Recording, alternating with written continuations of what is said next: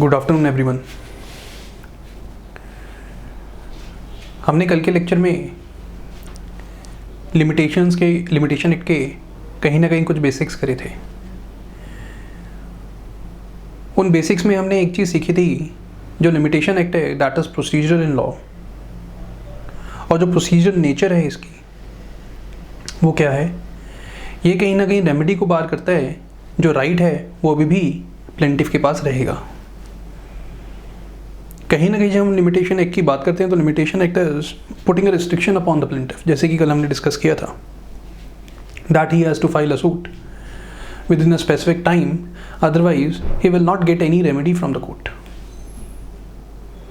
So limitation act is basically focusing upon the time period within which the suit has to be instituted, otherwise you will not get the remedy from the court. ये जो time period दिया हुआ है ये किस चीज़ के लिए दिया हुआ है? राइट के लिए दिया हुआ है कि रेमेडी के लिए दिया हुआ है? It is for getting the remedy from the court. But कहीं ना कहीं हमने ये भी डिस्कस करा था कि जो लिमिटेशन एक्ट है वो प्रोसीजर और सब्सटेंटिव दोनों हैं। सब्सटेंटिव क्यों? क्योंकि कहीं ना कहीं जो लिमिटेशन एक्ट है उसके कुछ प्रोविजंस, उसके कुछ सेक्शंस आपके राइट को भी इफेक्ट कर रहे हैं। एंड वही हम एक सेक्शन आज करने वाले हैं, that is section 27 of limitation act.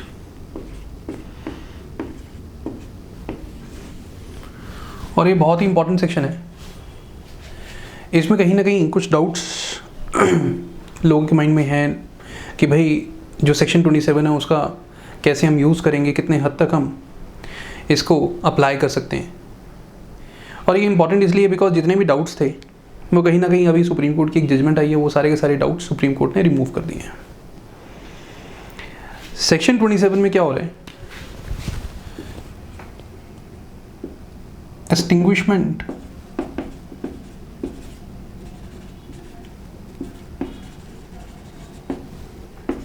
Of a right. जो राइट है वही क्या हो रहा है? एक्सटिंग्विश हो रहा है। अब ये कहीं ना कहीं रेमेडी की बात कर रहा है कि सीधा सीधा राइट की ही बात कर रहा है, राइट की ही बात कर रहा है। एक्सटिंग्विश कैसे हो रहा है? कहते हैं जो ए का राइट है, द राइट ऑफ ए, इसका राइट एक्सटिंग्विश हो जाएगा। अगर राइट एक्सटिंग्विश हो जाएगा तो किसी ना किसी के पास तो जाएगा ही। लेट्स सपोज कर लो इसका राइट एक्सटिंग्विश हो गया और जो राइट ये एक्सटिंग्विश हुआ है वो किसके पास चला गया है? बी के पास चला गया। अब ये जो बी के पास गया है, up to what extent the B will, in this case B will hold this right, that is absolutely.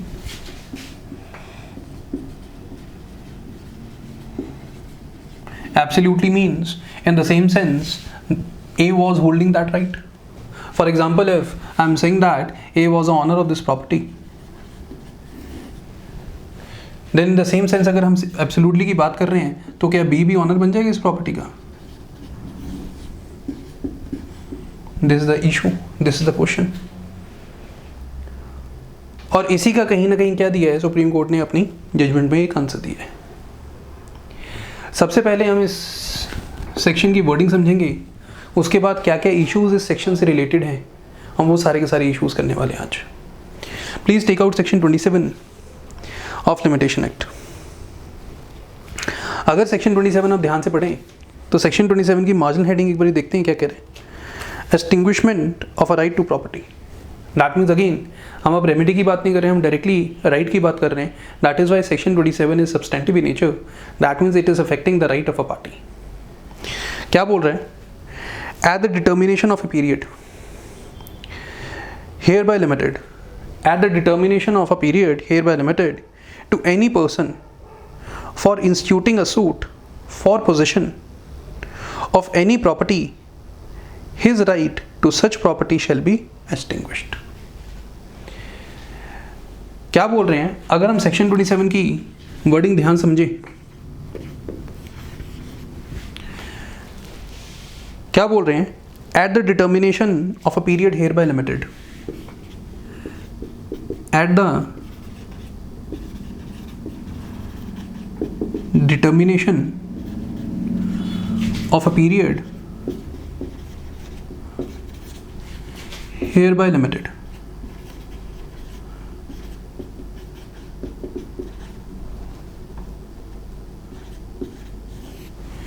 Hair bye limited that means जो पीरियड कहाँ पे दिया हुआ है, शेड्यूल में दिया हुआ है।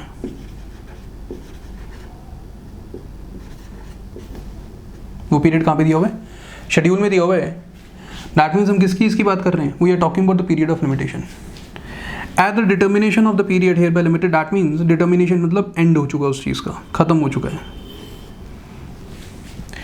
At the determination of a period hereby limited to any person for instituting a suit for possession of any property. ये जो पीरियड था वो किस चीज़ के लिए था, this period is given for instituting a suit.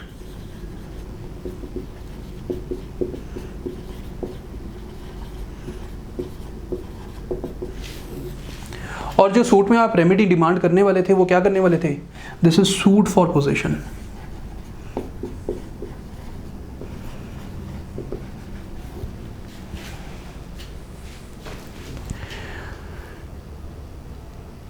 दोबारा से पढ़ रहे हैं, at the determination of period hereby limited to any person for instituting a suit for possession of any property, his right to such property shall be extinguished. His right to such property shall be extinguished. That means, for example, अगर हम बात करें कि एक particular period of limitation दिया हुआ है, that starts from here, and this period of limitation will end here.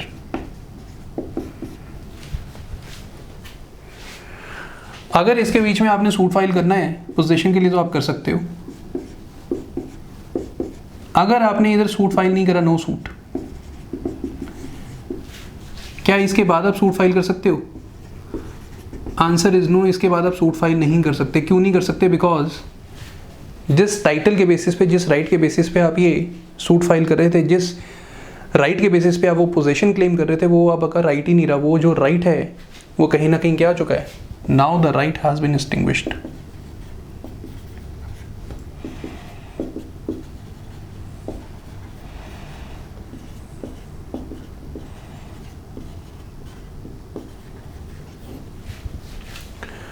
Now the right has been extinguished. So this is what is section 27. एक इशू सबसे बड़ा बात ये है कि जो ये एक्सटिंग्विश्ड है राइट, ए का एक्सटिंग्विश हुआ, लेट सपोज को लो ये बी के पास चला गया। अब जो बी के पास ये राइट गया है वो कैसे गया है, कितना गया है? क्या सारा का सारा जो ए के पास था वो राइट गया है? दैट मीन्स कहानी क्या है, ध्यान दीजिएगा प्लीज।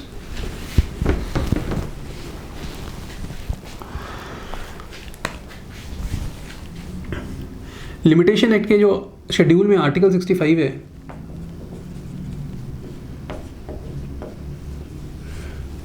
उसमें क्या कितना टाइम दिया हुआ है, 12 साल दिए हुए हैं, 12 ईयर्स। आप 12 साल तक क्या कर सकते हो, सूट फाइल कर सकते हो in order to get the position. For example ये जो प्रॉपर्टी है वो एक ही है, पर बी इसमें कहीं ना कहीं आके बैठा हुआ है। B has taken the possession of this property against the interest of A. That means this is what kind of we are talking about, which kind of possession, that is adverse possession.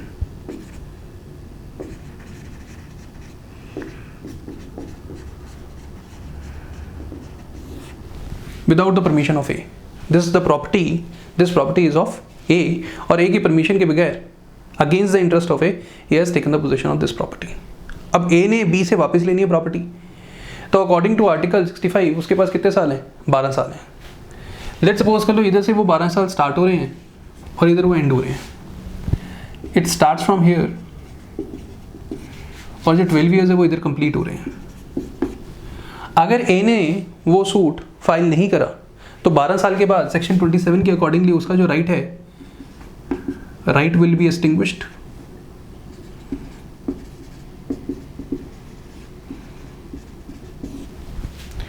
अब जो ए था वो क्या था, इस property का honour था। अब उसका राइट तो क्या हो चुका है, एक्सटिंग्विश हो चुका है, और जो राइट उसका एक्सटिंग्विश हुआ है वो किसके पास गया है, बी के पास चला गया। Who is in the adverse position?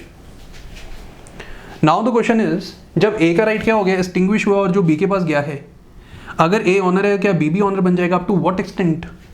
We are talking about the extinguishment of a right under section 27. That is the issue. That is a issue. ध्यान दीजिएगा प्लीज़, आपको अभी इसको फटाफट से नोट कर लो, सिर्फ और सिर्फ 1 मिनट के अंदर अंदर इसको नोट कर लो। फिर सारे के सारे जितने भी इश्यूज़ हैं, मैंने सिर्फ और सिर्फ ये भाई क्या बताया है कि सेक्शन 27 में क्या है और क्या सिचुएशन है हमारे सामने। एक पर्सन जो है उसका जो इंटरेस्ट है that is against the owner and he is in the position of the property and the owner is not filing the suit within 12 years, then what will happen? The right of the honor will be given to that person who is in the adverse position. Clear? इसमें हमने article 65 का भी एक reference लिया, क्यों? क्योंकि उधर से कहीं ना कहीं हमें पीरियड ऑफ लिमिटेशन पता चल रहा है। ये पीरियड ऑफ लिमिटेशन किस चीज़ का है? That is for the institution of a suit for getting the position of the property. If you have not filed this suit within 12 years according to article 65, then section 27 क्या कह रहा है? Your right will be extinguished and this right will be transferred to the other party, and other party इधर कौन है? जिसका क्या है? adverse position. Now the issue is, हम ये जो extinguishment की बात करें, that is complete extinguishment or not? क्या क्या rights आ जाएंगे बी के पास? This is the main issue. Clear? इसको फटाफट से एक बार नोट कर लीजिए, उसके बाद फिर हम आगे चलते हैं।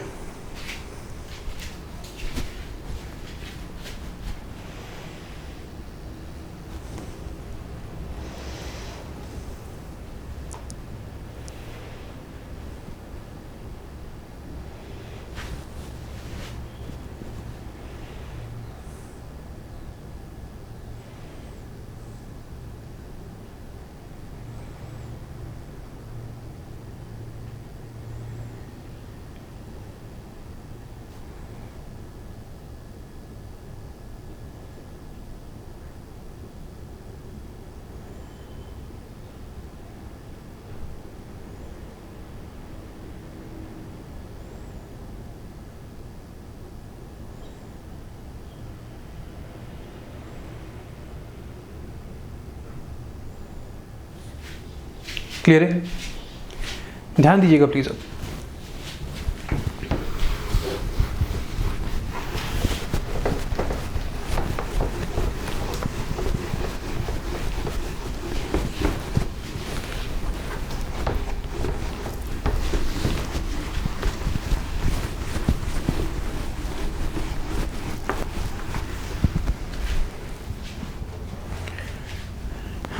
जो सेक्शन 27 है,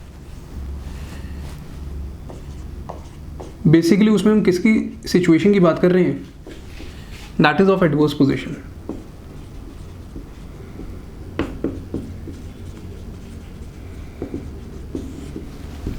adverse position that means against the interest of the honour.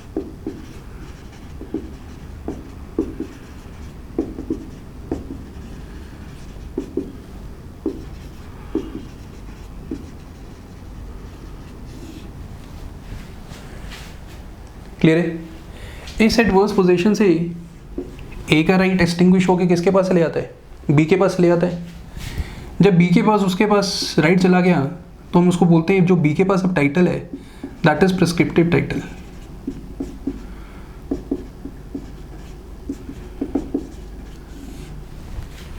जब हम प्रिस्क्रिप्टिव टाइटल की बात कर रहे हैं तो that means that title is based upon usage and time.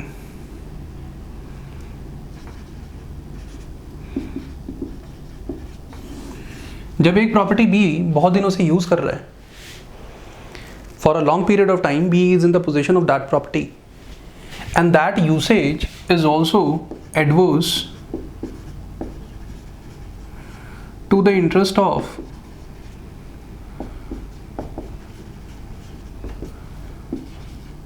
The actual owner. तो उसके पास जो अब ये टाइटल आएगा उसको हम क्या बोल देंगे? Prescriptive title. So section 27 B को किस तरह का टाइटल दे रहा है, उस टाइटल को हम क्या बोलते हैं? That is prescriptive title. Prescriptive title originate कैसे होता है? That is because of the usage and that is to for the long time and it is adverse to the interest of the actual owner. Clear है? ध्यान दीजिएगा please. अगर हम section 27 की बात करें तो सेक्शन 27 में जो ये प्रॉपर्टी है ये है ए की, पर किसके पोजीशन में है? बी की पोजीशन में है। क्लियर है? नाउ द थिंग इज, जो इसका एडवर्स पोजीशन है,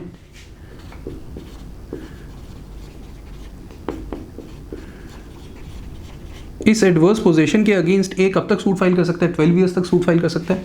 दैट मीन्स इसका एडवर्स पोजीशन लेट्स सपोज करो इधर स्टार्ट हुआ एंड इधर 12 ईयर्स खत्म हो रहे हैं।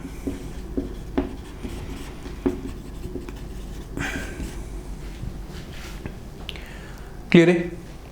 ए कभी भी इधर सूट फाइल कर सकता है, और जैसे ही इसने सूट फाइल कर दिया तो ए कहीं ना कहीं अपनी ऑनरशिप प्रूव कर देगा और बी को हम डिस्पोजेस कर देंगे। जो डिक्री आएगी वो किसके फेवर में आएगी? ए के फेवर में आएगी। बट लेट सपोज करो ए ने इधर कोई भी सूट फाइल नहीं करा,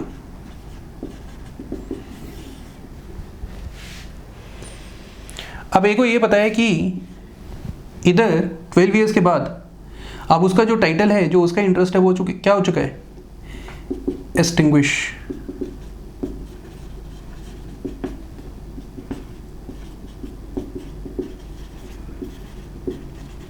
अब कोर्ट तो उसकी हेल्प कर नहीं सकता, कोर्ट उसको रेमेडी नहीं दे सकता। अब क्या कर रहा है? पोजीशन किसका है? अभी भी बी का है। ए ने तो कोई सूट फाइल करा नहीं। ए जबरदस्ती बी को क्या कर रहा है? Dispossess. That means by force.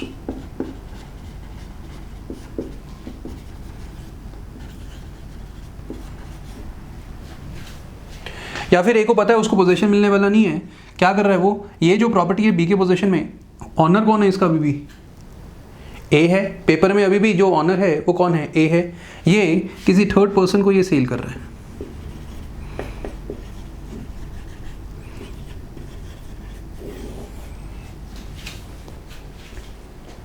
वो दो काम कर सकता है, क्योंकि अब उसको कोर्ट से तो रेमेडी मिलने नहीं वाली, बिकॉज 12 साल के बाद जो ए का इंटरेस्ट है वो क्या हो चुका है? एक्सटिंग्विश हो चुका है। अब ए क्या कर रहा है? बी को डिस्पोजेस कर रहा है बाय फोर्स। या फिर ए क्या कर रहा है? इस प्रॉपर्टी को किसी थर्ड पर्सन को सेल कर रहा है, because still he is the owner on. Clear है? नाउ द थिंग इज, अब इस केस में जिसके पास ये एडवर्स पोजीशन था, जो बी है, उसके पास कौन कौन से राइट्स हैं? Can be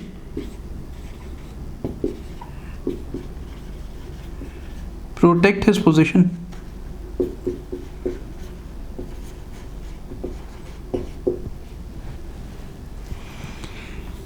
can be file a suit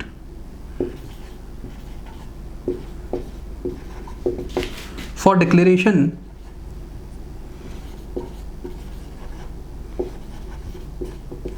that he is the owner.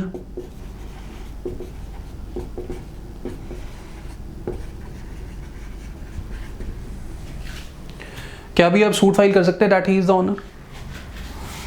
जो उसने सेल करी थी वो उसको अवॉइड डिक्लेयर करा सकता है। Can B file a suit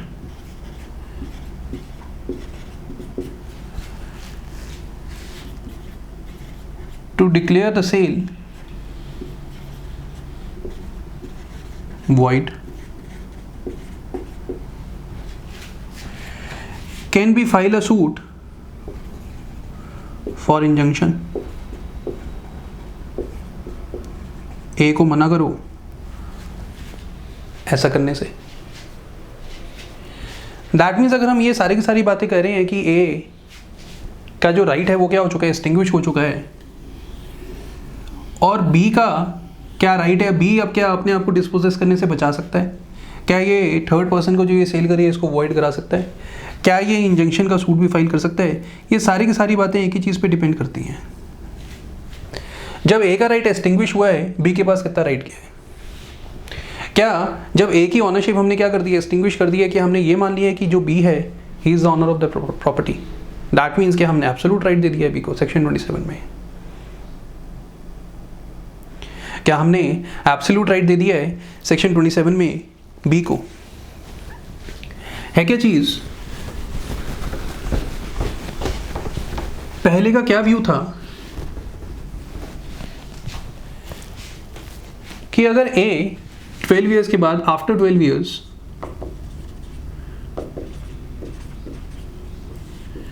if A files uh suit,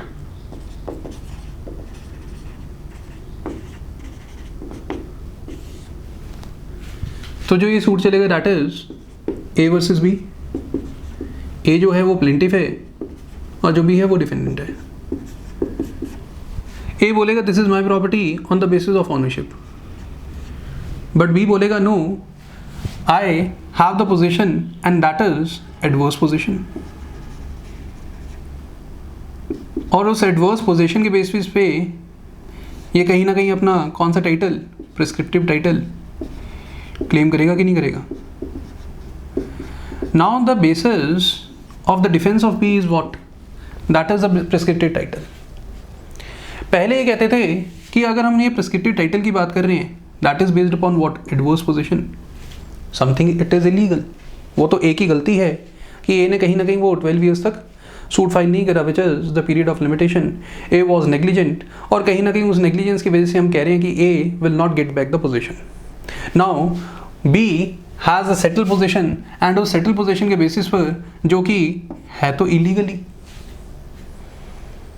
है तो एडवर्स पोजीशन ही against the interest of the owner, but फिर भी इधर क्योंकि जो ऑनर था वो क्या था, नेग्लिजेंट था, इसलिए अभी भी हमने ये एडवर्स पोजीशन को, प्रिस्क्रिप्टिव टाइटल को रिकॉग्नाइज किया और हमने बोल दिया जो ये प्रिस्क्रिप्टिव टाइटल है बी इसको यूज कर सकता है as a shield.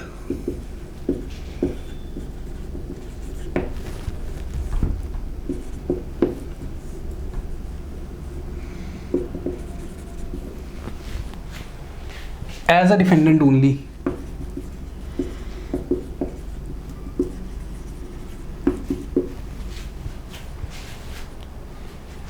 Now the thing is, जब हमने पहले बोला क्योंकि ये इलीगल है एक तरह से, हम बी के राइट को फिर भी रिकॉग्नाइज कर रहे हैं। क्यों? क्योंकि ए क्या था, नेग्लिजेंट था, बट हमने कितना रिकॉग्नाइज किया था उसको, किस तरह से रिकॉग्नाइज किया था कि भाई अगर आपको कोई डिस्पोजेस करने आया है, अगर आपके ऊपर इस प्रॉपर्टी के लिए कोई क्लेम करने आया है तो आप क्या कर सकते हो, एज अ डिफेंडेंट इसको यूज कर सकते हो as a shield. But according to the Supreme Court, अब जो ये लेटेस्ट जजमेंट आई है उसमें क्या बोल दिया है कि it is not necessary that the prescriptive title will be used as a shield only, rather it can be used as a sword also. That mean जरूरी नहीं है जो बी है वो हमेशा डिफेंडेंट की तरह ही जो प्रिस्क्रिप्टिव टाइटल है अपना उसको यूज करे, rather B as a plaintiff prescriptive title के बेसिस पे क्या सूट भी फाइल कर सकता है।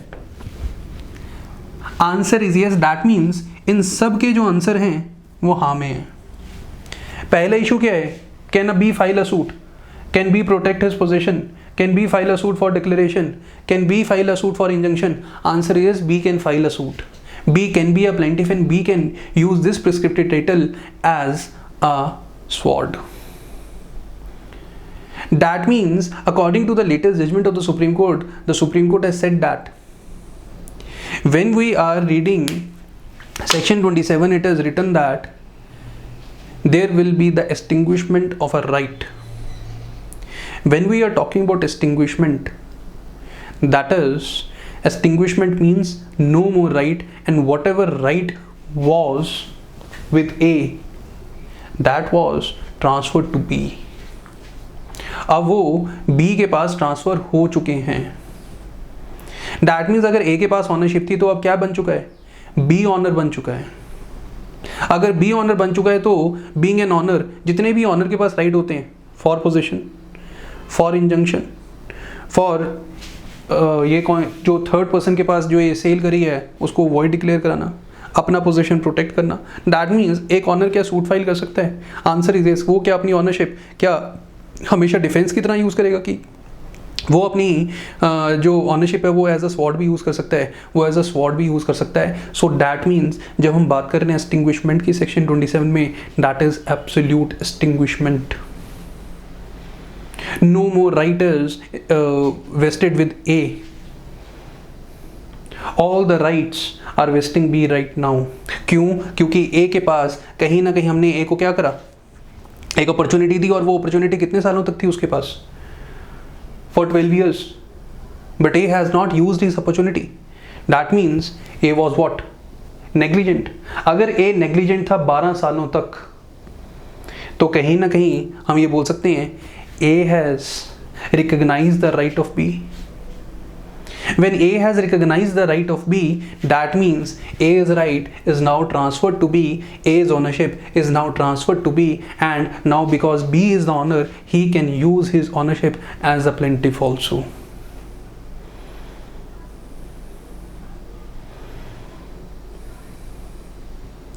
क्लियर है? समझ आ गया? Any doubt?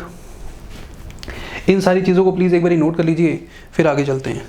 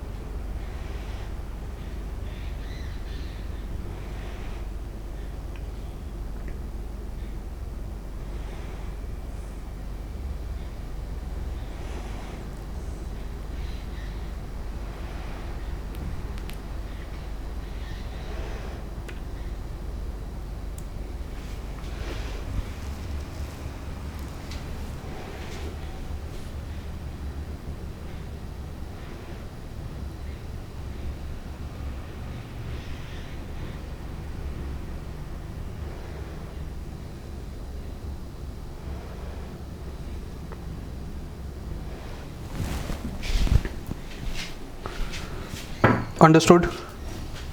ध्यान दीजिएगा प्लीज़। इसका मतलब लॉ क्या है? जितनी भी जजमेंट सुप्रीम कोर्ट की वो सारी की सारी मैं इन द एंड आपको लिखवा दूंगा, बट एक बारी कंसेप्ट समझ लो है क्या चीज़, क्योंकि concept is more important. Judgement का नाम अभी लिखवा देता हूँ।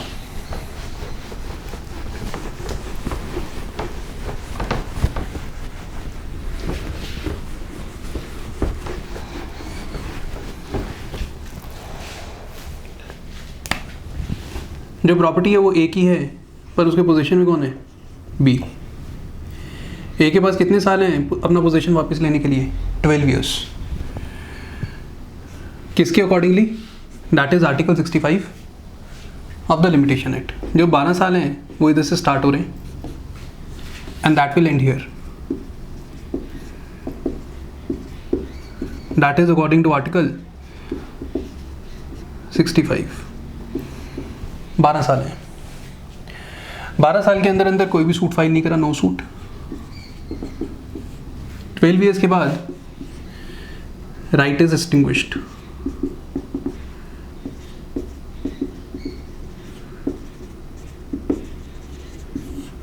अब इधर क्या क्या हो सकता है 12 साल के बाद? ध्यान दीजिएगा प्लीज। लेट्स सपोज कर लो ए जो ऑनर था वो शायद अभी भी सूट फाइल करे। किसके अगेंस्ट? बी के अगेंस्ट।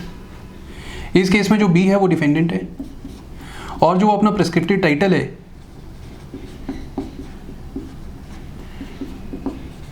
वो कैसे यूज कर रहा है? As a shield. किस चीज को प्रोटेक्ट करनी है? To protect his position.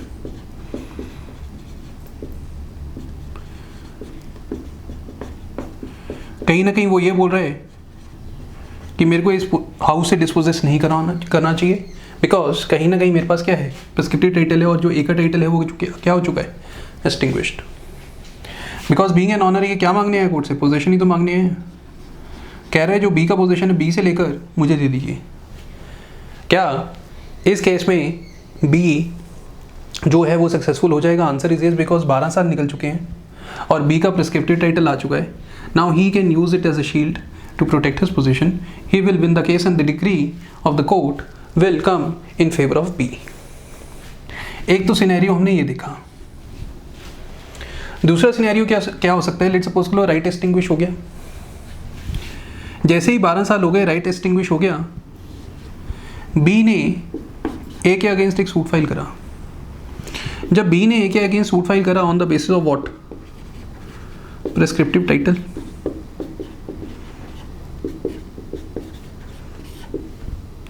ये कहाँ पे उसने सूट फाइल करा है? That is section 34 of SRA। और वो क्या मांग रहा है? डिक्लेरेशन। क्यों? क्योंकि अभी भी जो पेपर्स में एज एन ऑनर नाम है वो किसका है, ए का है। कहता है कि ए का राइट तो एक्सटिंग्विश हो गया और उसका राइट किसके पास आ चुका है, बी के पास आ चुका है, इसलिए वो क्या मांग रहे हैं, डिक्लेरेशन मांग रहे हैं। और कहते हैं कहीं ना जो रिकॉर्ड्स हैं वो भी चेंज होने चाहिए। और वो कैसे चेंज हो सकते हैं, जब वो कोर्ट से डिक्लेरेशन ले ले, now he is the owner. Now इधर जो प्रिस्क्रिप्टिव टाइटल उसने यूज़ करा है वो कैसे यूज़ करा है, एज अ प्लिंटिफ, और वो इसको शील्ड यूज़ कर रहा है कि as a sword. As a sword that means दूसरी पार्टी पर वो अटैक कर रहा है।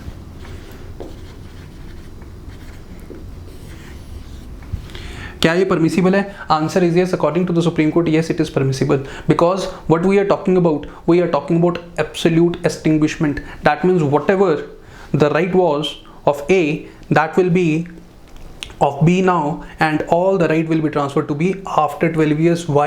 Because A is negligent.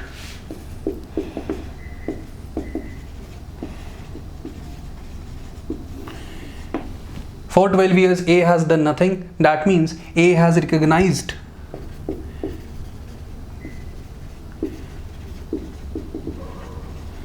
the right of B.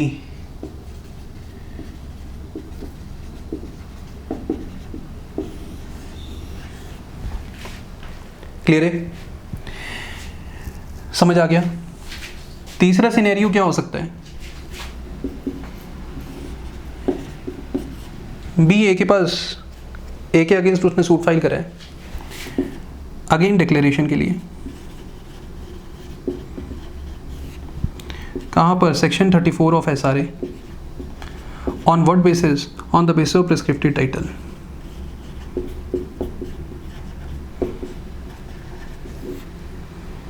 कहीं ना कहीं साथ में वो इंजंक्शन भी क्लेम कर सकते हैं।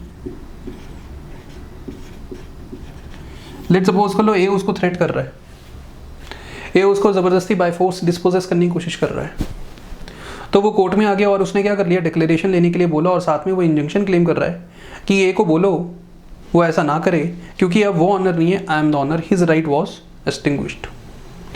आंसर इज यस, ऐसा भी हो सकता है। ये सेकंड सिनेरियो था, ये थर्ड सिनेरियो है। इस केस में भी जो भी प्रिस्क्रिप्टिव टाइटल यूज़ कर रहा है वो एज अ प्लेंटिफ यूज़ कर रहा है और एज अ स्वॉर्ड। इस केस में वो एज अ प्लेंटिफ यूज़ कर रहा है एज अ स्वॉर्ड, इस केस में भी as a plaintiff as a sword, है कि नहीं है? ध्यान दीजिएगा please. What will be the fourth scenario?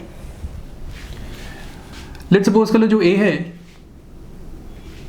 उसको पता है कि उसको प्रॉपर्टी नहीं मिलनी है बिकॉज उसका जो राइट है वो एक्सटिंग्विश हो चुका है, बट पेपर्स पे अभी भी वो ऑनर है। लेट्स सपोज को अभी तक डिक्लेरेशन का सूट फाइल नहीं हुआ and on papers A is still the honour.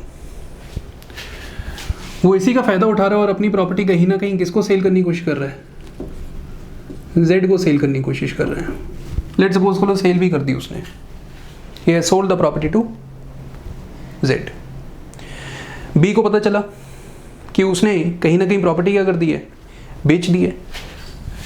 अब कहीं ना कहीं जो बी है वो सूट फाइल कर रहा है, उसने ए और जेड को दोनों को पार्टीज बनाया और बोलता है कि जो ये सेल है ये क्या है, दिस इज वॉइड, बिकॉज ए के पास कोई भी इंटरेस्ट था ही नहीं, उसका सारा का सारा इंटरेस्ट जो था, उसका जो टाइटल था वो किसके पास आ चुका है, मेरे पास आ चुका है। उसका जो इंटरेस्ट है वो एक्सटिंग्विश हो चुका है, उसका जो राइट है वो एक्सटिंग्विश हो चुका है।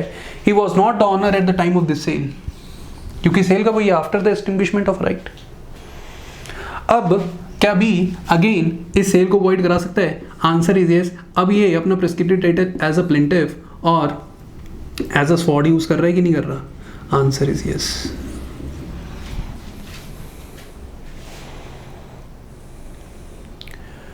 क्लियर है? This is the fourth scenario. That means अगर हम ध्यान से देखें, ये सारे के सारे जितने भी एग्जाम्पल्स मैंने लिए हैं आपके सामने, ये एग्जाम्पल्स तभी पॉसिबल हैं जब हम एब्सोल्यूट एक्सटिंग्विशमेंट की बात कर रहे हैं। और जब हम एब्सोल्यूट एक्सटिंग्विशमेंट की बात कर रहे हैं, that means whatever was with B that is transferred to B, whatever was with A, sorry A का जितना भी राइट था वो किसके पास आ गया है, वो बी के पास आ गया है। एंड कहीं ना कहीं जो बी है वो ऑनर है, एंड बीइंग एन ऑनर उसके पास ये सारे के सारे राइट्स आ जाएंगे, and being an owner he can use his right as a plaintiff also as a sword also. पहले एक डाउट था माइंड में कि भाई वो डिक्लेरेशन ले सकते हैं on the basis of the prescripted title, क्योंकि प्रिस्क्रिप्टेड टाइटल जनरली उसके पास आया क्यों है, ऐसा नहीं है कि जो उसका राइट है वो लीगल है, उसके पास जो प्रिस्क्रिप्टिव टाइटल आया है that is not because his right is legal, that is because of the mistake of A, because A ने 12 साल तक सूट फाइल नहीं करा। अब कहते हैं जो प्रिस्क्रिप्टिव टाइटल है that is because of mistake of A, that is not legal in practical sense. क्या उसको डिक्लेरेशन देनी चाहिए बीइंग एन ऑनर? पहले डाउट था, और कई जजमेंट्स ऐसी भी हैं जिसमें मना कर दिया था कि नहीं भी हम डिक्लेरेशन नहीं देंगे because practically it is illegal. But supreme court ने बोल दिया है नहीं जी, सेक्शन 27 ये नहीं बोल रहा कि आपने कितनी एक्सटिंग्विशमेंट करनी है, क्या इसमें डिक्लेरेशन देंगे कि नहीं देंगे। सुप्रीम कोर्ट के पॉइंट ऑफ व्यू से हम ये बोलते हैं this is absolute extinguishment, and what ever जो उसके पास ऑनरशिप थी वो किसके पास आ चुकी है, बी के पास आ चुकी है, एंड दैट इज वाई हम कहते हैं हम डिक्लेरेशन भी दे देंगे, हम इसको ऑनर बना देंगे। कहीं ना कहीं डिक्लेरेशन देने के बाद कहीं ना कहीं डिक्लेरेशन के साथ ये इंजंक्शन भी ले सकते हैं, आंसर इज यस, ये किसी और सेल को वॉइड भी डिक्लेयर करा सकता है being an owner, being the holder of the prescriptive title, answer is yes. So उसको अब डिक्लेरेशन भी मिल रही है, उसको वो किसी और सेल को वॉइड भी करा रहे हैं, वो अपने पोजीशन को भी प्रोटेक्ट कर रहा है, वो कहीं ना कहीं इंजंक्शन भी ग्रांट कर रहा है। और सुप्रीम कोर्ट ने क्या बोला कि क्योंकि अब जो एब्सोल्यूट ऑनरशिप है वो किसके पास चली गई है, बी के पास चली गई है, क्या हम ये बोल सकते हैं prescriptive title is inheritable? Answer is yes, prescriptive title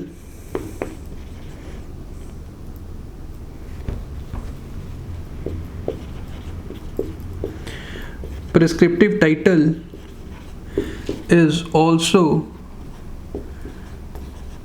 inheritable.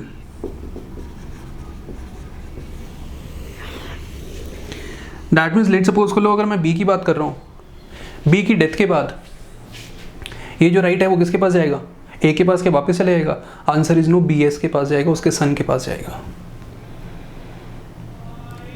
Being the owner of this property, being the prescriptive title holder, क्या बी इस प्रॉपर्टी को सेल भी कर सकता है? Answer is yes, it is also transferable, क्योंकि अब ए का कोई राइट नहीं रहा, सारा का सारा राइट किसका है, बी का है। So it is inheritable, it is also transferable. जब हम बोल रहे हैं कि transferable, that means be further क्या कर सकते हैं, इसको सेल कर सकता है, या फिर बी के मरने के बाद अब किसके पास जाएगा, बी एस के पास वो राइट जाएगा, that is the son of B.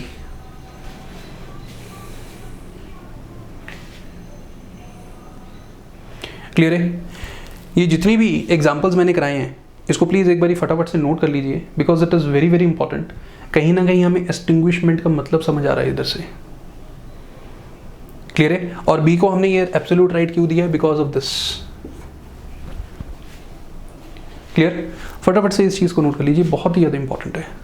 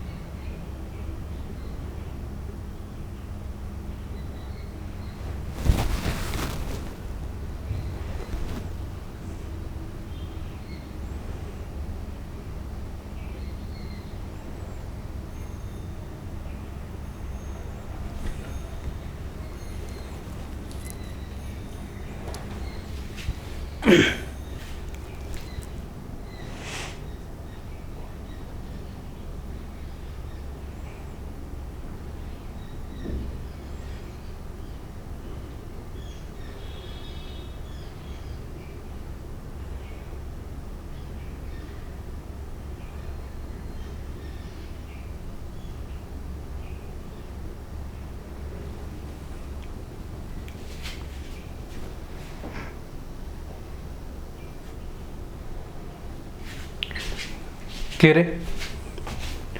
Understood?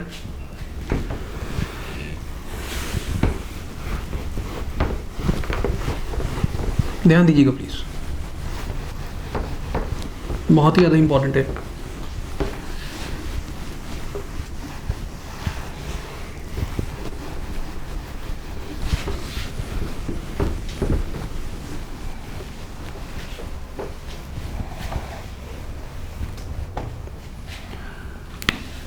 हमने अभी बात करी बी के पास क्या है,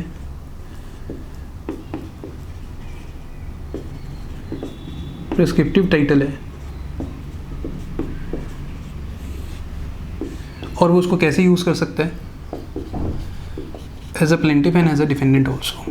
दैट मीन्स अपने आप को डिफेंड भी कर सकता है और किसी के ऊपर सूट भी फाइल कर सकता है। That means it can be used as a sword as well as a shield.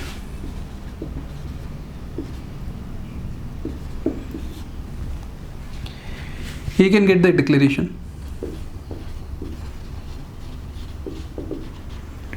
He can get the injunction.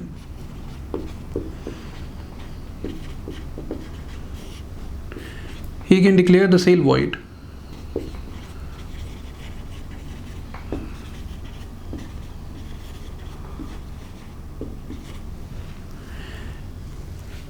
अगर मैं शील्ड की बात करूं, he can protect his position.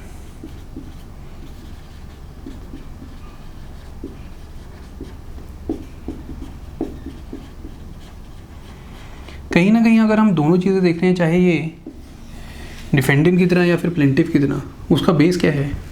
एक ही है, प्रिस्क्रिप्टिव टाइटल। दैट मीन्स चाहे वो प्लेंटिफ है चाहे वो डिफेंडेंट है, उसको एक चीज़ प्रूव करनी पड़ेगी। क्या चीज़ प्रूव करनी पड़ेगी? उसको अपना प्रिस्क्रिप्टिव टाइटल प्रूव करना पड़ेगा। और अगर हम प्रिस्क्रिप्टिव टाइटल की बात कर रहे हैं कि उसको अपना प्रिस्क्रिप्टिव टाइटल प्रूव करना पड़ेगा, तो उसको तीन चीज़ें प्रूफ तो करनी ही पड़ेंगी प्रिस्क्रिप्टिव टाइटल के लिए। That means the burden of proof is upon B,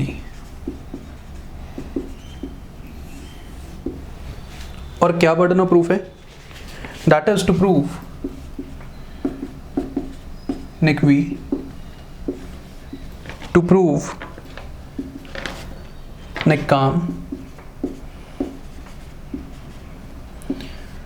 to prove Nick Precario, to prove Nick Precario। अगर हम निक वी की बात कर रहे हैं तो अगर हम निक वी की बात कर रहे हैं तो that means what? His position was continuous. निक काम की बात कर रहे हैं, that means his position was open and undisturbed. अगर हम निक प्रिकेरियो की बात कर रहे हैं तो that means his position was adverse to the interest of the owner.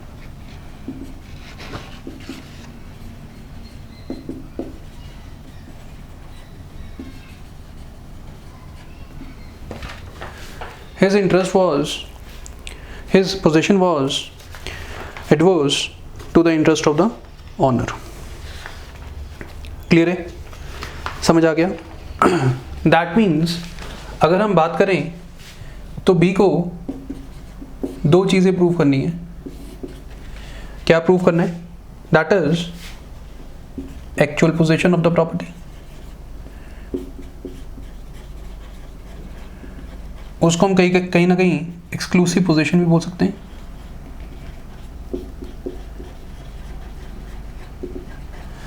और उसको एक और चीज प्रूव करनी है, दैट इज एनिमस पोसिंडाई।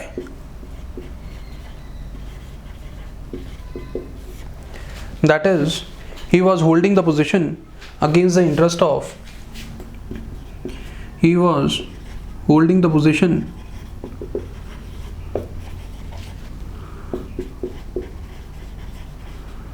against the interest of the owner.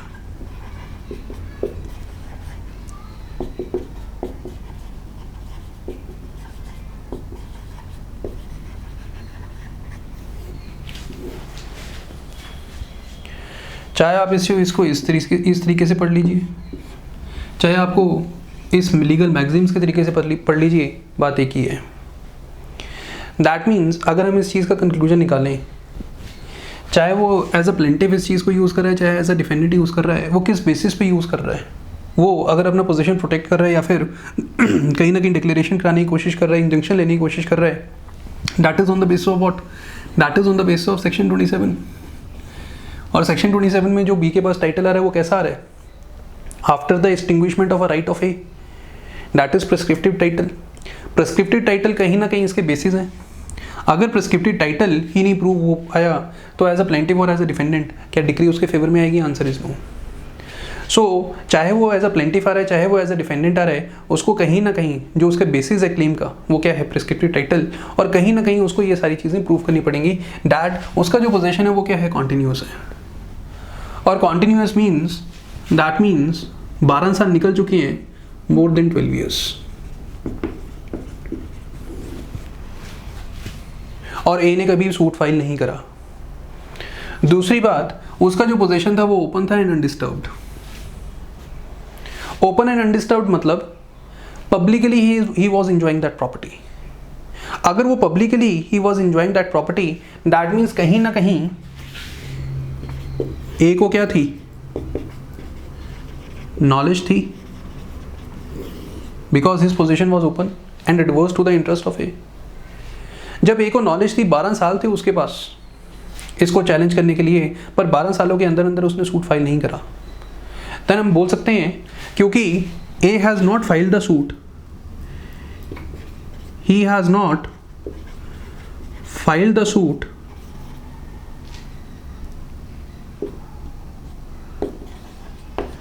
That means कहीं ना कहीं तो उसने रिकॉग्नाइज कर लिया है बी का right. That means he has recognise the right of B, because that is open, that is known to every person, that B is residing in that property and that is against the interest of A without the permission of A। कहीं ना कहीं 12 साल दिए हुए थे article 65 में, अब A फिर भी नहीं आया, तो that means A ने जब ये सूट फाइल नहीं करा तो A ने क्या कर लिया? उसका right, recognise the right of B।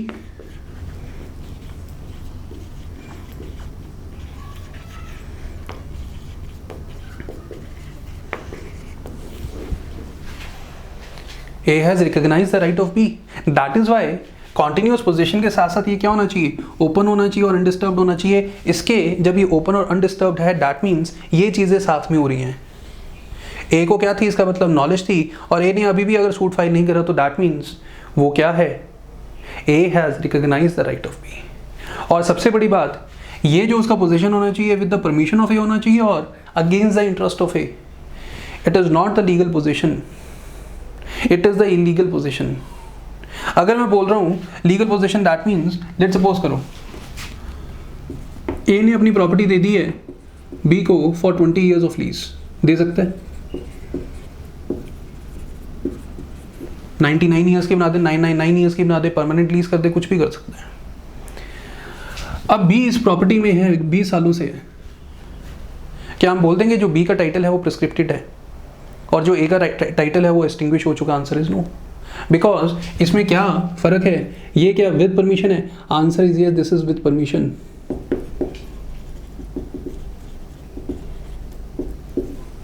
This is what? Legal. Section 27 में अगर प्रिस्क्रिप्टिव टाइटल आपके पास होना चाहिए तो उसके लिए एक रिक्वायरमेंट क्या है? That is adverse to the interest of the owner, that is without permission. इसको अगर आप दूसरे ढंग से देखो तो क्या बोल सकते हैं कि जो बी है उसके पास क्या होना चाहिए? एक्चुअल पोजीशन और the exclusive position. And animus process that means he was holding the position against the interest of the owner. That is the meaning, animus means the intention of B. B की intention क्या है? कैसे hold करना उस property को? That is against the interest of the owner. Clear है? So हमने अभी एक बात देखी कि भाई जो एक्सटिंग्विशमेंट हो रही है वो एब्सोल्यूट हो रही है। एब्सोल्यूट मतलब जितना भी ए का इंटरेस्ट था वो किसके पास आ रहा है? बी के पास आ रहा है, और बी एज अ प्लेंटिव भी इसको यूज़ कर सकता है और एज अ डिफेंडेंट भी यूज़ कर सकता है। पर चाहे एज अ प्लेंटिव चाहे एज अ डिफेंडेंट कुछ भी इसमें से क्लेम कर रहा है, उसको एक चीज़ तो प्रॉपरली प्रूव करनी है, दैट इज प्रेस्क्रिप्टिव टाइटल। और उसके लिए उसको क्या प्रूव करना है, ये तीनों चीज़ें उसको जरूर प्रूव करनी है। अगर ये तीनों चीज़ों में से कोई चीज़ वो नहीं प्रूव कर पाया तो मुझे बताइए डिक्री उसके फेवर में आएगी? Answer is no. उसको क्या डिक्लेरेशन मिलेगी एज अ प्लेंटिफ, इंजंक्शन मिलेगा as a plaintiff? Answer is no. क्या वो एज अ डिफेंडेंट अपने पोजीशन को प्रोटेक्ट कर पाएगा? Answer is no. सो चाहे वो एज अ शील्ड यूज कर रहा है, एज अ स्वॉर्ड यूज कर रहा है, that is based upon the prescriptive title, and for determining the prescriptive title, for proving the prescriptive title, he has to prove certain things, and these are the things. Clear? फटाफट से इन चीज़ों को note कर लीजिए, बहुत ही ज़्यादा important है।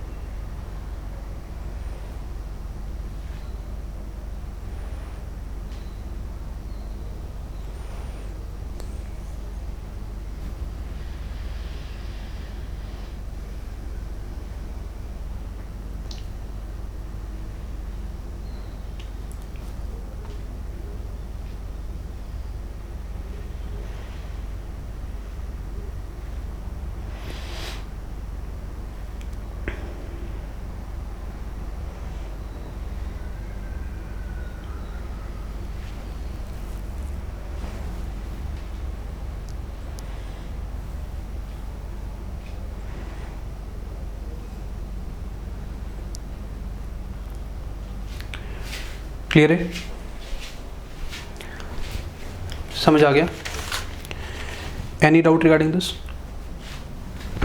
देखिए ध्यान से please.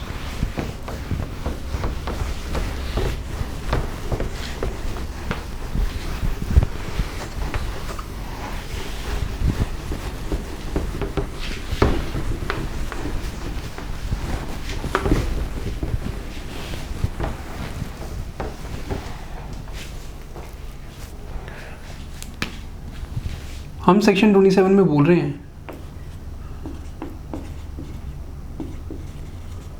Absolute extinguishment.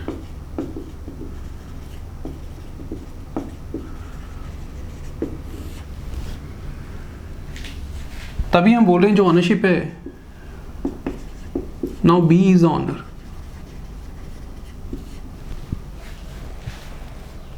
That is why हम ये बोल सकते हैं इट इज ट्रांसफरेबल।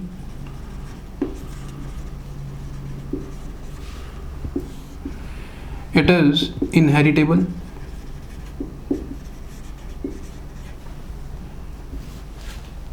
बोल सकते हैं कि नहीं बोल सकते? क्या ए का राइट दोबारा से क्रिएट हो सकता है इस प्रॉपर्टी में? If A gets a position,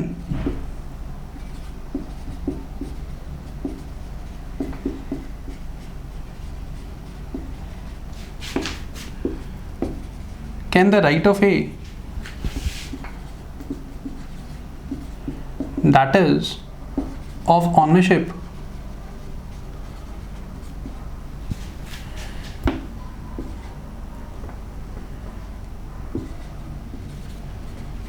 will be created again?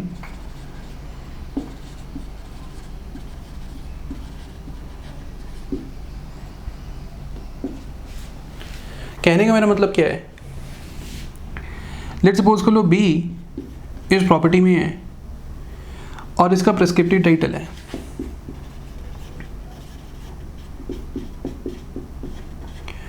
Prescriptive title मतलब एब्सोल्यूट एक्सटिंग्विशमेंट, और जो बी है वो क्या बन चुका है? ऑनर बन चुका है। बट अभी भी पेपर में ऑनर कौन है? ए। अभी समहाउ कहता है कि चलो ठीक है आप ये प्रॉपर्टी रख लो। दैट मीन्स कहीं ना कहीं उसने पोजीशन बैक टू किसके दे दिया है? ए को दे दिया है। Now A is the owner of this property on papers, कहीं ना कहीं आपने बोला था कि 12 साल के बाद ये जो ऑनरशिप है वो क्या हो चुकी है, एक्सटिंग्विश हो चुकी है, और जो ऑनरशिप है वो किसके पास आ चुकी है, बी के पास आ चुकी है। बी कहता है कि ठीक है, थोड़े दिनों के लिए इसका पोजीशन रख लो, for some days you can get the position. क्या पोजीशन रखने के बाद जो ए का राइट है बीइंग एन ऑनर वो दोबारा से क्रिएट हो सकता है? Answer is no, he is not an honour.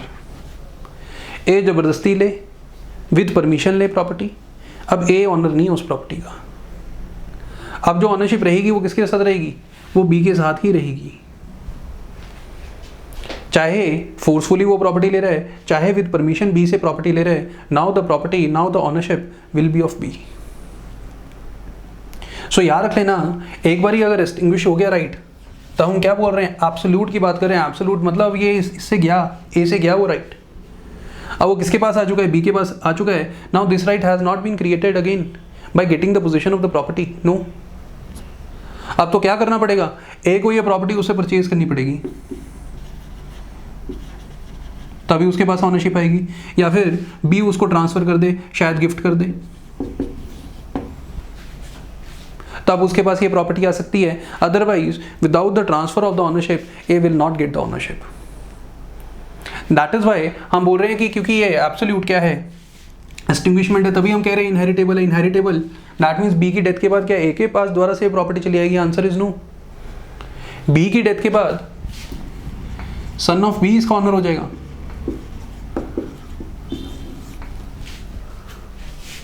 Transferable that means B अब इसको क्या कर सकता है, सेल कर सकता है।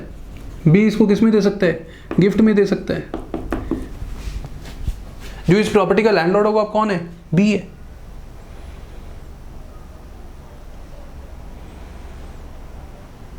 क्लियर है, समझ आ गया? So once the right has been extinguished that can not be created without the transfer of ownership. Clear, समझ आ गया? Any doubt? क्लियर, इस चीज़ को फटाफट से नोट कर लीजिए, बहुत ज़्यादा इंपॉर्टेंट है, बहुत ज़्यादा इंपॉर्टेंट है ये सारी की सारी चीज़ें।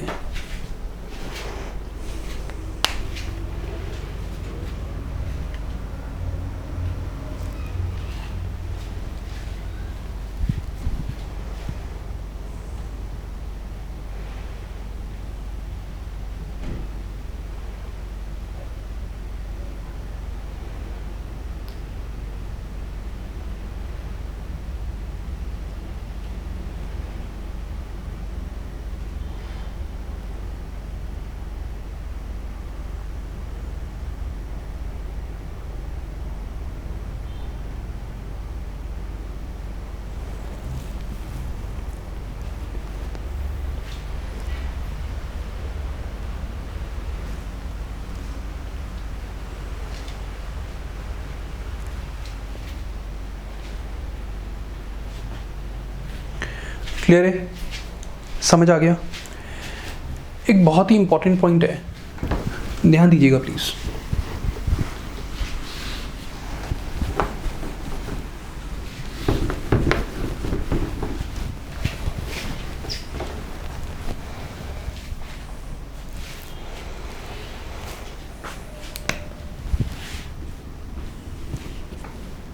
अभी हमने बोला कि लेट्स सपोज करो 12 ईयर्स इधर खत्म हो रहे हैं, it will end here.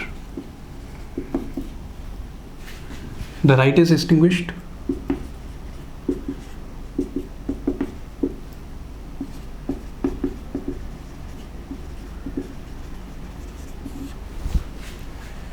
अगर हम बी की बात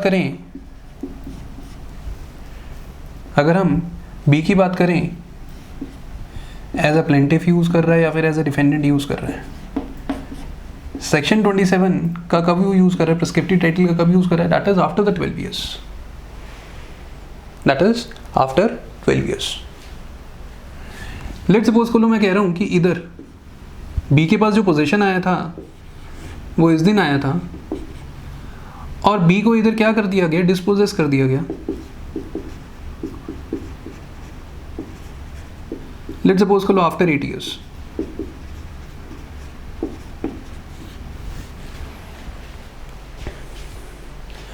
अगर 12 साल के बाद डिस्पोजेस किया जाएगा तो उसके पास क्या है, रेमेडी है सेक्शन 27 की, वो as a plaintiff as a defendant इसको यूज़ कर सकता है on the basis of prescriptive title, declaration वगैरह सब कुछ ले सकता है, वो हम डिस्कस कर चुके हैं। द क्वेश्चन इज कि अगर विद इन 12 ईयर्स उसको डिस्पोजेस किया गया है, मैंने एग्जांपल लिया, लेट्स सपोज कर लो आफ्टर 8 ईयर्स जैसे उसके इस दिन पोजीशन आया तो 8 साल के बाद उसको ज़बरदस्ती डिस्पोजेस कर दिया गया, क्या विद इन 12 ईयर्स उसके पास कोई रेमेडी है? Answer is yes. अगर बी का इस टाइम पर, जिस टाइम उसको डिस्पोजेस किया गया है, उसका क्या था? सेटल्ड पोजीशन था। हम सारे जानते हैं जो सेटल पोजीशन है आप ज़बरदस्ती उसको डिस्पोजेस नहीं कर सकते, you have to go to the court. आपको अपने फेवर में डिक्री चाहिए, ऐसा नहीं है कि जो लैंडलॉर्ड है वो ज़बरदस्ती क्या कर दे, या फिर जो ऑनर है वो ज़बरदस्ती क्या कर दे, सामान उठा के बाहर फेंक दे। जो ए है उसको क्या लेनी चाहिए, डिग्री लेनी चाहिए। ए फोर्सफुली सेटल्ड पोजीशन को डिस्टर्ब नहीं कर सकता। Settled position means what? Actual position,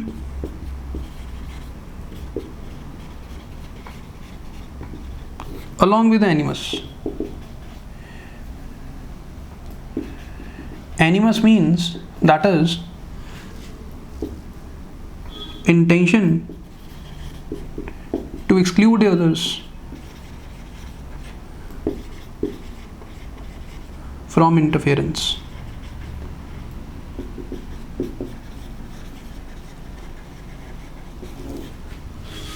आपके पास क्या है? प्रॉपर्टी का एक्चुअल पोजीशन है और आपकी इंटेंशन क्या है? आप किसी को भी उस प्रॉपर्टी के जो पोजीशन है आपका उसमें इंटरफेरेंस करने की परमिशन नहीं दोगे।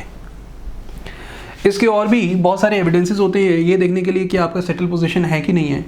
दैट इज, लेट्स सपोज कर लो, अगर मैं बात कर रहा हूँ नेबर्स का एटीट्यूड क्या है, नेबर्स क्या आपको ऑनर मान लेंगे उस प्रॉपर्टी का? टेलीफोन बिल किसके नाम पे आ रहा है? इलेक्ट्रिसिटी बिल किस नाम के आ रहा है? वाटर बिल किसके नाम पे आ रहा है? आपका जो पोस्टल एड्रेस है वो कौन सा है? आप क्या परमानेंट एड्रेस में यही घर का एड्रेस लिखते हो जहाँ पे वो आप रह रहे हो? ये कहीं ना कहीं सारे के सारे एविडेंसेस हैं जिससे हमें ये पता चलता है कि आपके पास एक्चुअल पोजीशन है और आपकी इंटेंशन क्या है? To exclude others from the interference. Neighbour का attitude, telephone bill, electricity bill, water bill, postal address, everything. Clear है? समझ आ गया? अब लेट सपोज कर लो मैं कह रहा हूँ जो बी को डिस्पोजेस किया गया आफ्टर 8 ईयर्स, कहीं ना कहीं बी का क्या था? सेटल पोजीशन था। उसको ज़बरदस्ती फोर्सफुली तो डिस्पोजेस नहीं करना चाहिए था, बिकॉज इट इज़ इलीगल। अगर आपने डिस्पोजेस करना है तो you have to get the decree from the court, but इधर फोर्सफुली उसको डिस्पोजेस कर दिया और कहीं ना कहीं उसका सेटल पोजीशन क्या कर दिया? डिस्टर्ब। इधर क्या आप सूट फाइल कर सकते हो? आंसर ये, इधर भी आप सूट फाइल कर सकते हो। बी कहीं ना कहीं ए पे सूट फाइल कर सकता है और जो ये सूट फाइल हो रहा है that is under section 6 of SRA। Section 6 of SRA कहीं ना कहीं क्या करता है? सेटल पोजीशन को प्रोटेक्ट करता है। कहीं ना कहीं सेक्शन 6 क्या करता है? सेटल पोजीशन को प्रोटेक्ट करता है। जो इधर 12 साल के बाद सूट फाइल कर रहे हो, चाहे प्लेंटिफ एज अ प्लेंटिफ, ये हो रहा है सेक्शन 27 के, तो आप यूज़ कर ही रहे हो रेड वेज सेक्शन 5। सेक्शन 5 में जब आप ये सूट फाइल कर रहे हो that is on the basis of title. और कैसा टाइटल है आपके पास? Prescriptive title.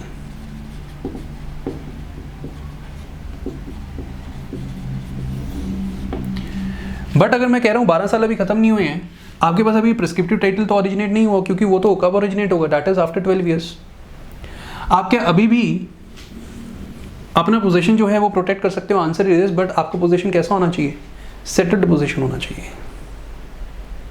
For example let's suppose कर लो बी इस घर में जबरदस्ती घुसा है, ही इज अ ट्रेसपासर।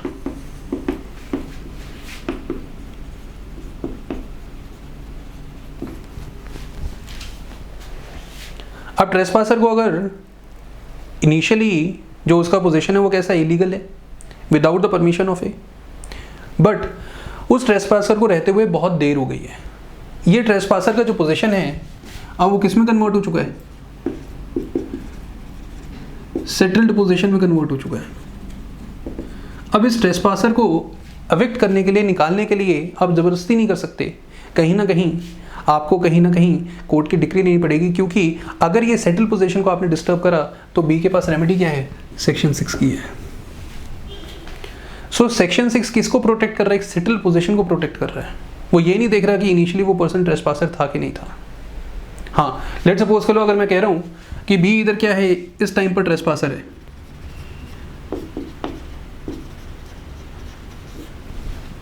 उसका सेटल पोजीशन नहीं है, क्या आप इसको फोर्सफुली एविक्ट कर सकते हो? Answer is you can use force.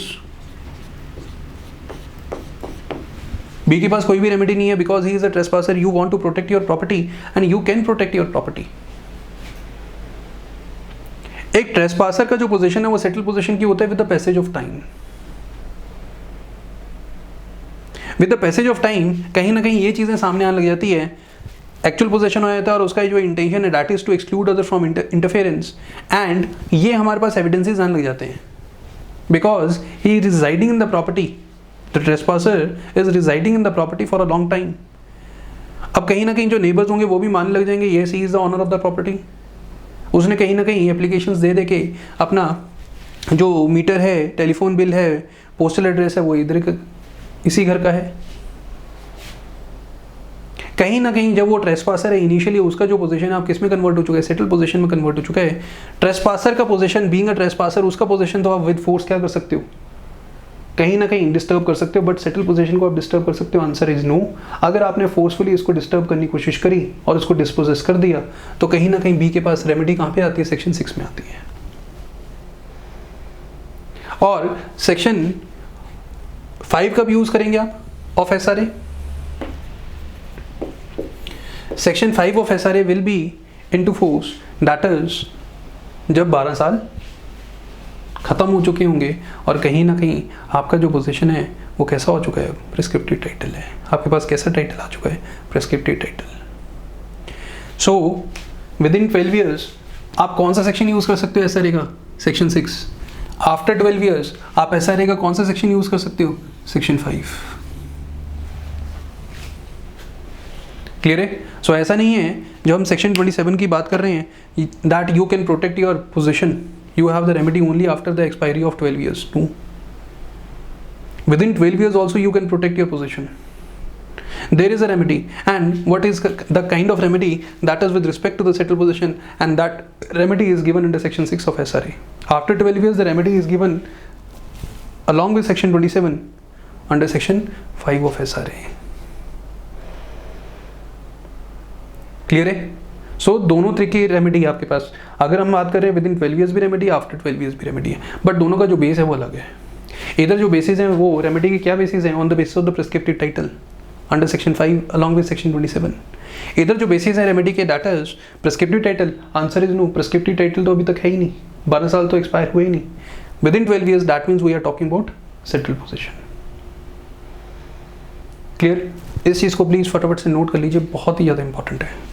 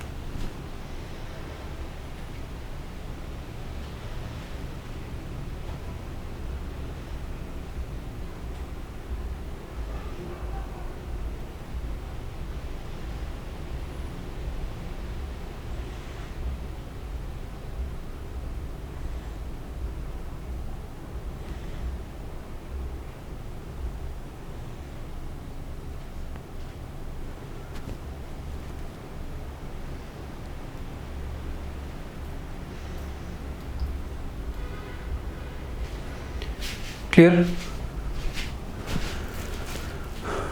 कर लिए note?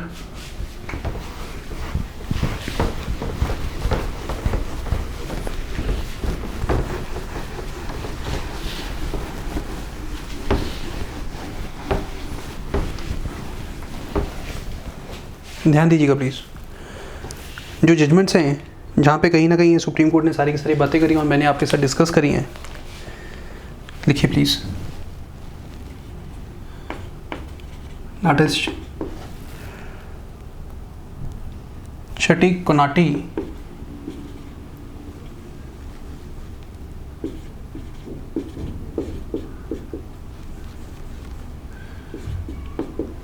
Chettikonati Rao versus Pale Venkata Subbarao।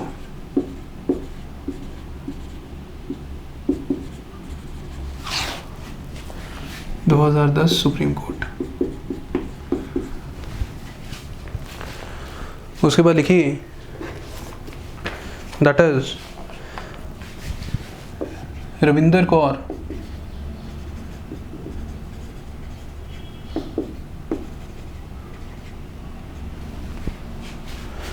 Grewal and others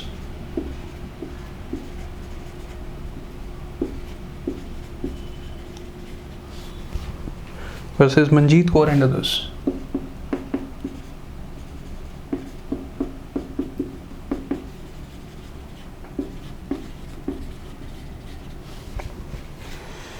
दो 2019 Supreme Court. It's a 3 judge bench। This is the landmark judgment।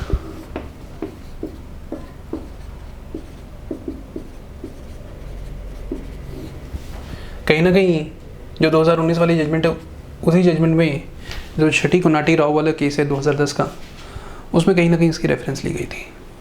But मैंने जितना भी कराया है that is with respect to these 2 judgments. और जो एब्सोल्यूट एक्सटिंग्विशमेंट की बात करी गई है that is this 2019 judgment where the Supreme Court has declare that section 27 can be used by the defendant and by the plaintiff also as a shield and as a sword also। Clear? इस चीज़ को please फटाफट से note कर लीजिए।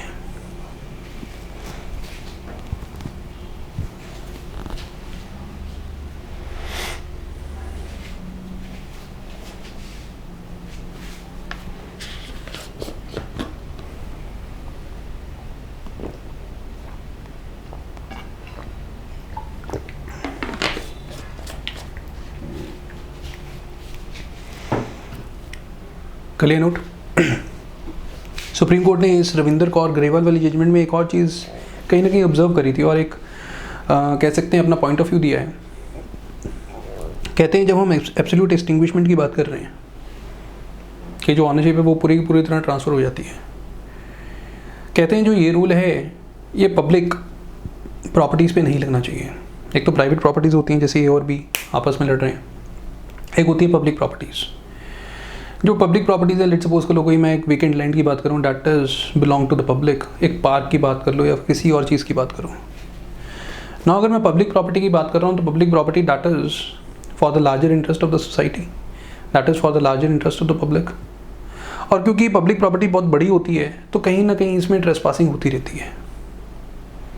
अब let's suppose कर लो mister B ने क्या कर लिया, इधर ट्रेसपासिंग कर ली ऑन द पब्लिक प्रॉपर्टी और कहीं ना कहीं किसी को पता नहीं चला, और पता इन द सेंस कि ध्यान नहीं किया किसी का। ना 12 साल हो चुके हैं, अब बी कहता है कि इस पब्लिक प्रॉपर्टी का लेट्स सपोज करो उसने पार्क में ही एक छोटा सा घर अपना बना लिया। वो कहता है ये सारा का सारा पार्क और ये जो घर है वो मेरा है।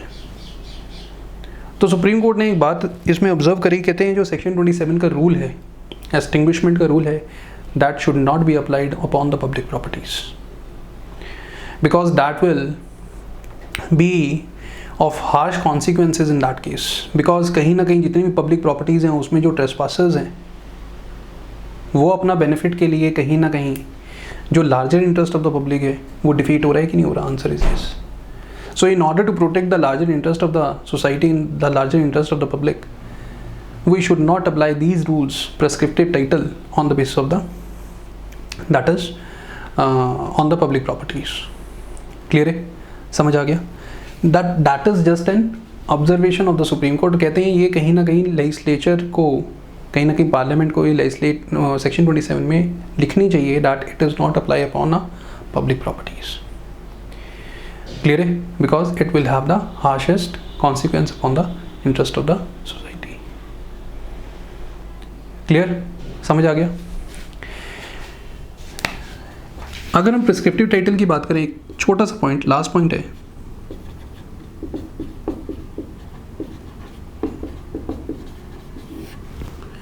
क्या वो को-ऑनर्स के केसेस में लगेगा?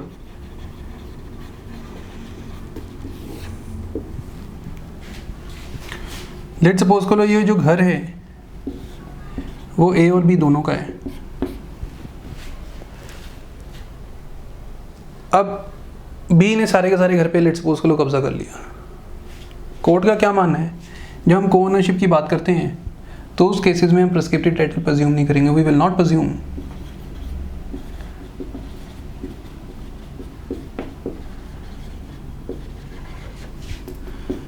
The prescriptive title. Prescriptive title means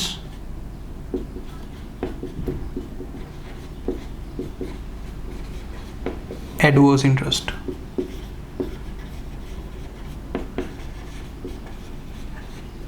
और आपको अगर सेक्शन 27 का बेनिफिट चाहिए तो आपको एक चीज़ क्या प्रूव करनी थी, एडवर्स इंटरेस्ट प्रूव करना था। कहते हैं जो को-ओनरशिप होगी उस केस में हम एडवर्स इंटरेस्ट नहीं प्रेज्यूम करेंगे। अगर मैं को-ओनरशिप का एग्जांपल लूँ, दैट इज ऑफ कोपार्सनरी और नॉट।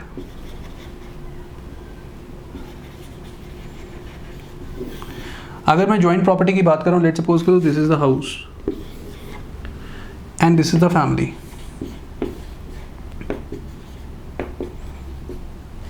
अब जो ये घर है इसमें कितने ओनर हैं? ये तीनों के तीनों ओनर है because everyone is a coparcener and we are talking about the joint family property.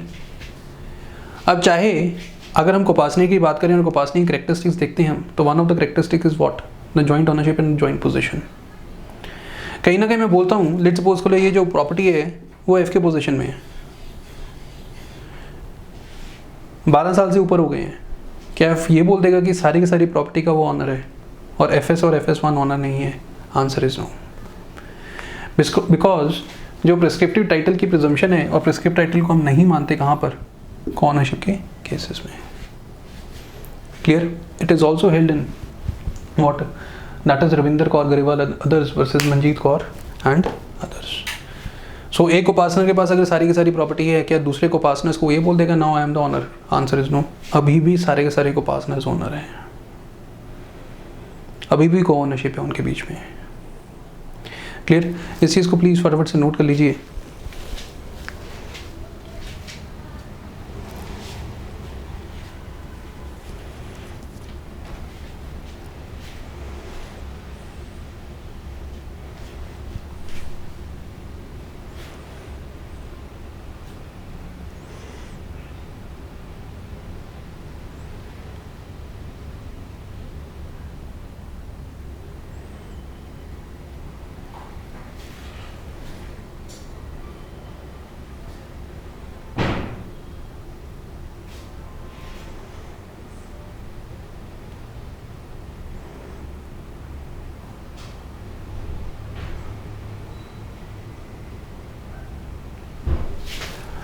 Clear है? सो आज हमने जो टॉपिक फिनिश करा है, data section 27 extinguishment of a right. बहुत ही इंपॉर्टेंट टॉपिक है for the exam point of view. इसको please एक बार रिवाइज जरूर कर लेना, it is very important. And this is all for today, thank you very much.